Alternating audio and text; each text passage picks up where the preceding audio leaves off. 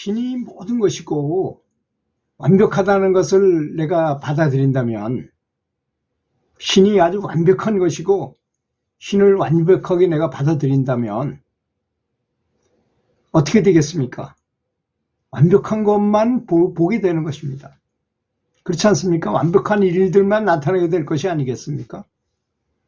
모든 면에서 완벽함을 보도록 하라는 것입니다. 지금 만약 내가 사랑하고 있지 않다면, 뭔가를 정말 모든 걸 사랑하고 있지 않다면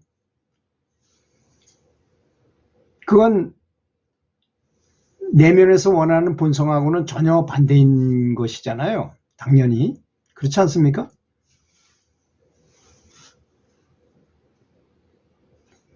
사랑은 하는데 큰 노력이나 뭐 힘든 게 없어요. 그렇지 않습니까? 사랑하는데 힘이 드는 건 아니잖아요. 그렇지만 미워하는 것, 화내는 것, 질투하는 것, 이런 것은 많은 수고와 많은 공력이 필요합니다.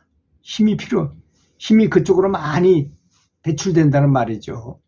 그렇잖아요? 사랑하면 나는 점점 더 강해지고 더 영역이 더 아름다워지고 아름다운 영혼의 환심 속에 살게 될 것이고, 미워하거나 질투하거나 다른 사람을 깎아내리려거나 그러면 큰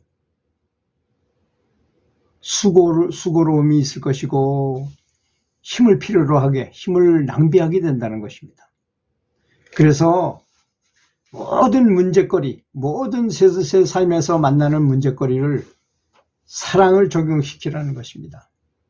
사랑을 적용시키면, 사랑에다가 비추어 보면 내가 하는 일이 틀렸는지 맞았는지 알게 되고, 진정한 사랑을 하게 되면 나의 에고가 없어져요. 그것이 나 자신에게 가장 큰 선함이라는 것을 알게 될 것입니다. 그때 진정으로 내 자신과 가까워지는 거죠. 우리는 무슨 명상을 해가지고 또는 뭐 염불이나 또는 기독교의 기도를 열심히 해가지고 뭔가를 성취하려는 생각을 너무 많이 하고 있는 것 같아요.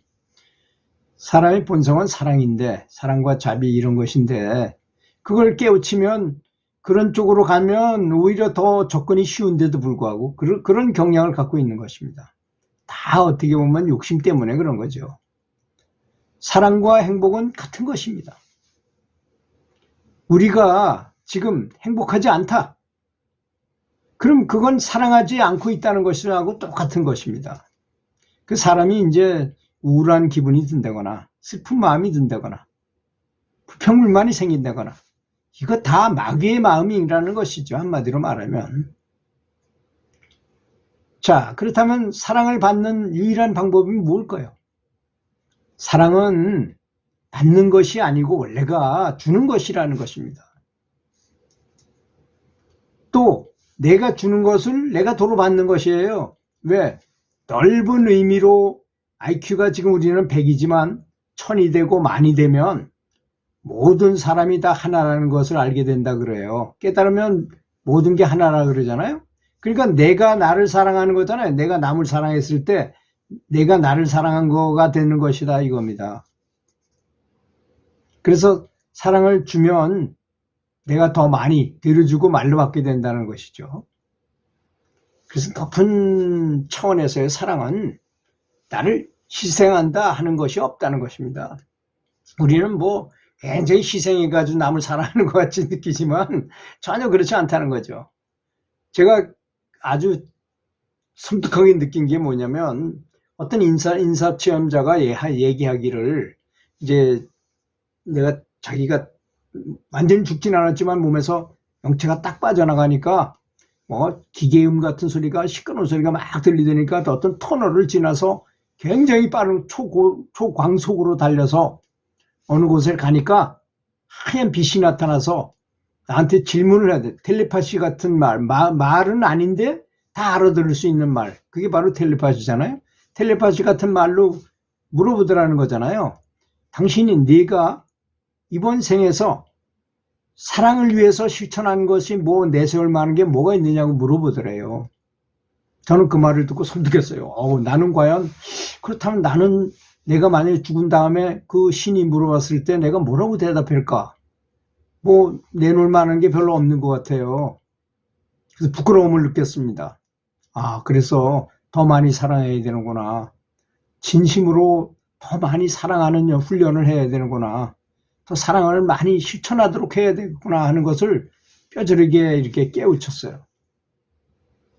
그래서 우리가 이제 영적으로 성장했다는 것이 무엇입니까? 한마디로 에고가 없어지는 것이잖아요. 간단합니다. 생각들을 놓아보내는 거예요. 생각들을 없애버리는 겁니다. 그렇게 하자면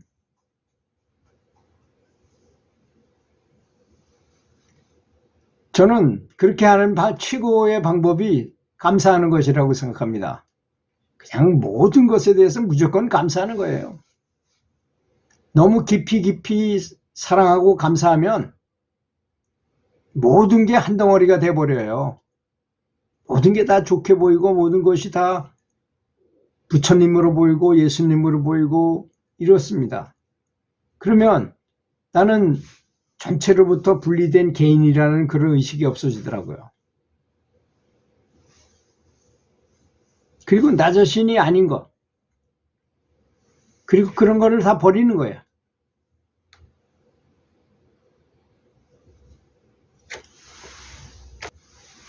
저는 2008년 어느 날 장학사가 된 다음에 2004년에 제가 장학사를 시작했으니까 장학사를 하고 있으면서 책도 저술하고 있는 처지에서 제 스스로한테 아주 깊이 성찰한 적이 있습니다.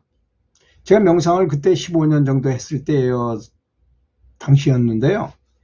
명상을 해가지고 뭔가 책을 쓰려고 아이디어, 지혜를 좀 발휘하려고 해보니까 사실 우리가 알기에는 명상은 지혜를 얻기 위함이 아니겠습니까?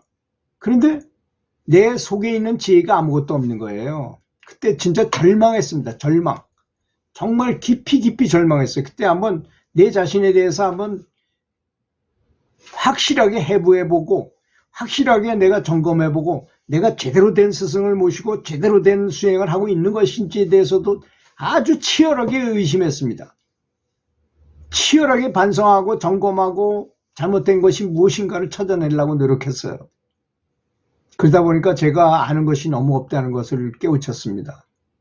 그래서 우선 일단 스승님이 가르치고자 하는 교리가 무엇인지의 전체적인 개념, 우리는 여러 가지 이렇게 단순한 것으로는 많이 알잖아요. 가지적으로 이렇게 좀 다른 가지에서 나온 거는 다 알아요. 하지만 원천적인 것이 무엇인가? 그래서 제가 깨우친 게 뭐냐? 불교는 자비고 기독교는 사랑이고 소크라테스는 에로스고 공자는 인이다 하는 건 다 사랑이구나. 시대만 다르고 말 표현만 다르고 그건 다 다르지만 의미는 다 똑같은 사랑이고 사람의 본성은 사랑이구나. 그래서 사랑을 깨우치면 사랑을 실천하고 사랑 속에 살면 내가 그것이 바로 부처가 되는 길이고 깨달음을 얻는 길이구나 하는 것을 깨우친 거예요. 스스로 느꼈습니다. 그리고 그것은 치열한 숙고와 생각과 고민과 이런 데서 오는 거지 그냥 저절로 오는 것은 아니라는 것입니다. 그래서 우리는 다 알고 있죠.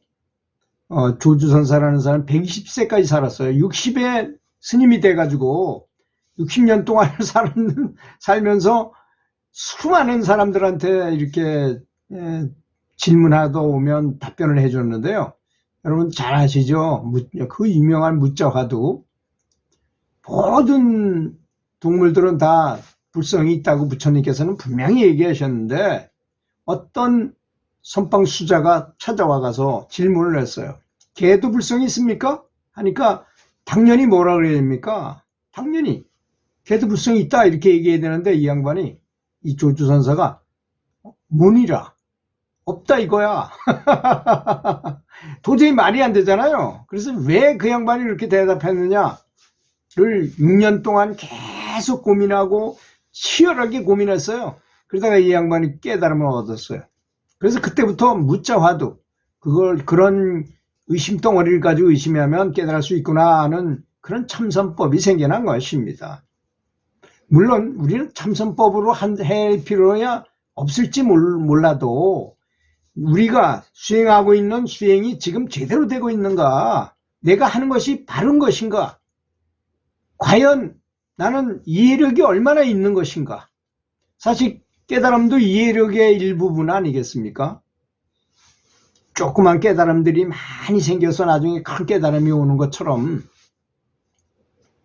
그렇잖아요. 탁구 치는 사람들 보면 처음엔 포핸드 연습을 하고 백이 잘 안 돼. 그럼 또 백을 또 다시 연습하고, 또 서브도 연습하고, 리턴하는 거 리시브도 연습하고, 스매싱도 연습하고, 다 따로따로 해야 되는 것처럼, 그래서 나중에 진짜 사랑을 깨우치고 감사를 최선을 다해서 하다 보니 크게 나한테 잘못한 사람도 다 용서하게 되더라고요. 용서한 거 보니까 아무것도 아니에요. 용서하고 나면 아무것도 아니에요. 그냥 그 소설가 이예수 씨가 굉장히 고민을 많이 하고 참 각성을 많이 해서 글을 많이 써가지고 베스트셀러를 많이 쓴 사람이잖아요. 그 사람이 쓴 거에 보면 꼭 도인 같은 말을 했어요. 자기가 고민에 대해서 숙고를 해보니까 고민은 헛개비더라. 완전히 허수아비에 불과하더라 이거야. 그런데 그걸 가지고 사람들은 고민하더라 이거야. 나는 이제 그 고민이 허수아비라는 걸 알았다, 이런 이제 글을 썼더라고. 이런 내용이 투엘루에 글을 썼더라고. 그걸 보고 이건 정말 깨달은 수준인데 이런 생각이 들더라고요. 그게 멀리 이 불법이라는 것은, 또는 도라는 것은 멀리 있는 게 아니라 세간의 이치와 다를 바가 없습니다. 그래서 세간의 이치도 잘 모르면서 도의 경지를 따른다고 하면서 명상은 열심히 하면서 다른 사람 대하는 거는 정말 형편없이 대해요. 사람이 말로도 사람을 죽일 수 있어요. 또 눈빛 하나만 가지고도 저 사람한테 아주 개무시를 줄 수 있어요. 그게 살생하고 똑같다는 사실도 알아야 됩니다. 그 사실은 그렇게 하면서도 자기는 도를 깨닫겠다고 매일 명상만 열심히 한다. 그런다고 되겠습니까? 절대로 안 된다는 거죠. 신구의가 다 같이 따라가야만 된다. 같이 언행일치가 돼야만 진보가 일어난다는 사실을 분명히 알아야 된다는 것이죠. 그래서 소크라테스는 깨달음을 얻기 위해서 찾아온 제자를 데리고 가서 물속에다가 얼굴을 쳐왔고, 숨 쉬려고 일으키니까 또 다시 집어넣어가지고, 그러다가 아주 거의 죽을 만할 때 딱 꺼내내면서 바로 이렇게 도를 찾는다면 왜 못 찾겠느냐 이렇게 말을 했다 그러잖아요. 그렇게 간절하게 찾아라. 저는 지금 이 순간도 반성하고 있습니다. 제가 과연 그렇게 열심히 도를 찾았는가, 이걸 반성하고 있습니다. 정말 그렇지 못하잖아요. 그게 문제라는 것이죠. 왜 지금 이 순간에 그걸 못하느냐 이겁니다. 지금 이 순간에도 충분히 가능한 것인데 그렇게 치열하게 스스로 본성에 대해서 고민하고 찾으려고 노력하고 최고의 노력을 다해야 될 것이라고 생각합니다. 들어주셔서 감사합니다.